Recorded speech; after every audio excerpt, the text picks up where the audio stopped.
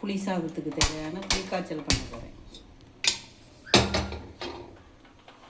செக்கு நல்லெண்ணெய், இதுக்கு வேறு எண்ணெய் சேர்க்கக்கூடாது. செக்கு நல்லெண்ணெய் மட்டும்தான் சேர்க்கணும். இதுக்கு கொஞ்சம் எண்ணெய் கூட தான் ஆகும். இதுக்கு தேவையான பொருட்கள்: கடலைப்பருப்பு ஒரு 100 புளி எடுத்தோம்னா இந்த அளவு கடலைப்பருப்பு, வத்த மிளகாய் பாதி, ஒரு 20 மிளகான்னா பாதி வத்த மிளகாயை கிள்ளி வச்சுக்கணும், பாதி இது மாதிரி வறுக்கிறதுக்கு வச்சுக்கணும்.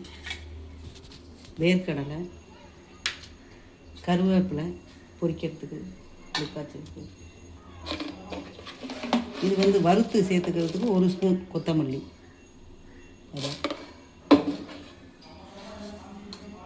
வெந்தயம் 1/2 ஸ்பூன். அதுக்கு தேவையான பொருட்களை பார்த்துட்டோம். இனிமேல் அந்த புளிக்காய்ச்சல் செய்ய எண்ணெய் காஞ்சதும், செக்கு நல்லெண்ணெய் காஞ்சதும், கடுகு,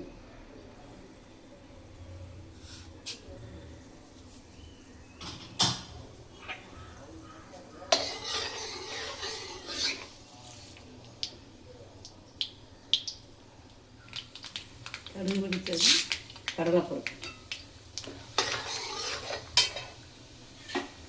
மிளகா 2 கிள்ளி வச்சுருக்கோம். அந்த மிளகாயை போடணும்.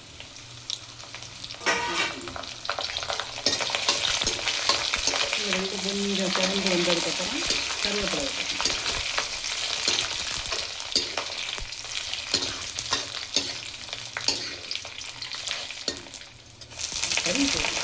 கருவேப்பிலை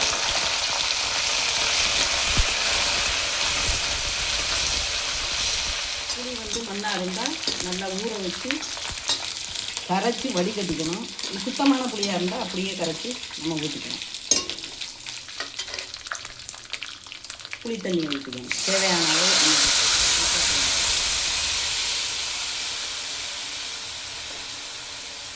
மஞ்சள் தூள் 1 ஸ்பூன்,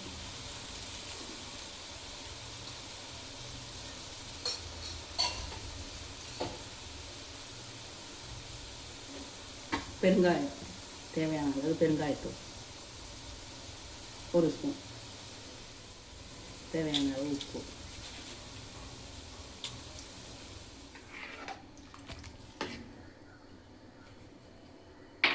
கொஞ்சம் கொதி வந்தாலும் வேர்க்கடலை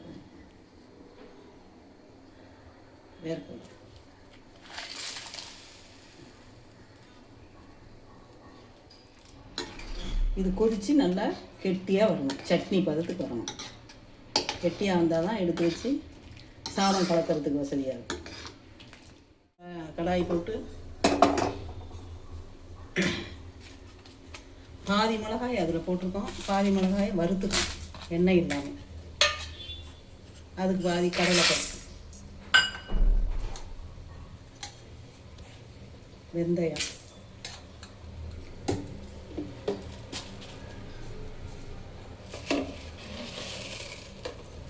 தனியாக 1 ஸ்பூன்,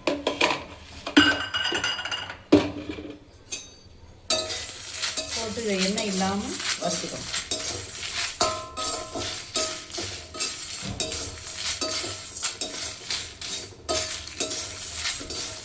எண்ணெய் இல்லாமல் நல்லா வறுத்ததுக்கப்புறம் ஆறுனதுக்கப்புறம் மிக்சியில் போட்டு பொடி பண்ணி, கொஞ்சம் கரகரப்பாக பொடி பண்ணி, புளிக்காய்ச்சல் கொதித்ததும் கொஞ்சம் கெட்டியாக வந்ததும் இதை போட்டு கிளறி ஒரு கொதி கொதித்தோடனே அடுப்பு ஆஃப் பண்ணிடணும்.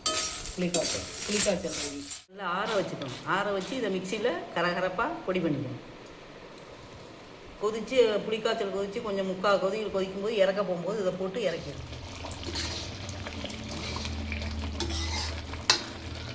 நல்லா இது மாதிரி ஸ்டேஜில் இந்த பொடியை போடணும்.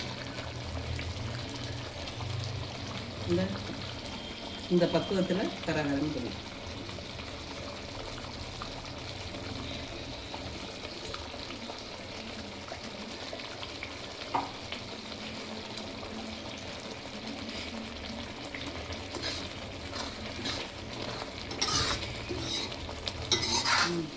இந்த ஸ்டேஜ் வந்ததுக்கப்புறம் சட்னி பதம்.